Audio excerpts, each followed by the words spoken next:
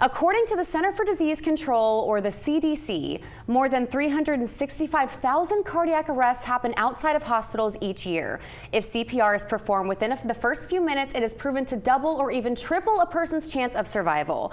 In honor of National CPR and AED Awareness Week, we are joined by two members of the Red Cross of South Carolina. I'd like to welcome spokesperson Libby Lynskey and Regional Communications Manager Saskia Lindsay. Thank you both so much for joining us. Of course, thank you for having us. So, Libby, I'll start with you. So, what are the key differences between CPR and AED? CPR is the process that a lot of us have learned before, where you're applying chest compressions and maybe rescue breaths to help keep someone's heart or keep someone's blood flowing through their body if they've had a sudden cardiac arrest. AED is the next step to that. That's this fancy little machine here, and what it can do if you apply it to the person's chest, it can actually detect whether they have a normal heart rhythm if they're having a sudden cardiac arrest, and it can prompt you to apply a shock to the heart that can actually restart the heart. Okay. Why is it so important for people to be knowledgeable and trained in both of these? Sudden cardiac arrest can happen anytime. It can happen to anybody. You might think you have stereotypes in your mind, but those are not the ones. It can be anybody, young people, old people. It can be in public, and a lot of times people don't understand what to do, or they may be scared and know what to do, but the chances of survival are decreasing by like 10% every minute before defibrillation is applied in a lot of cases. So the quicker you can get help to them, the more chance they have of surviving. So Saskia, are there any common misconceptions about CPR or AED?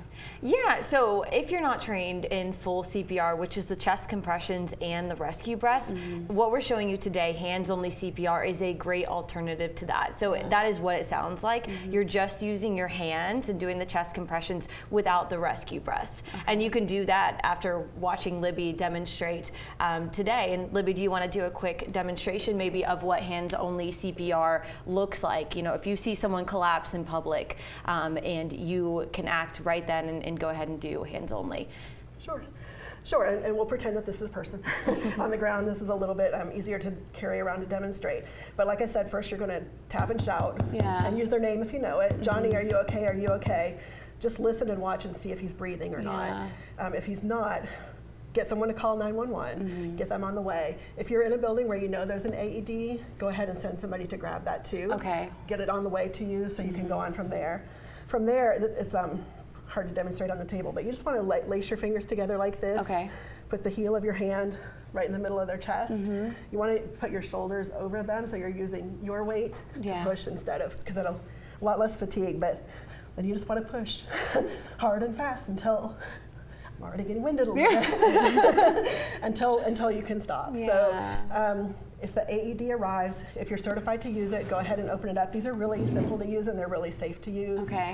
If you're not certified to use it, then I usually just say, you know, tell the 911 dispatcher that you're talking to that you have one. They may decide, it probably will decide to walk you through how to use it as well. So now what are the resources that our viewers have if they are interested in getting trained in CPR and AED? Yeah, so like you said, over 300,000 people die every single year in the U.S. from sudden cardiac arrest.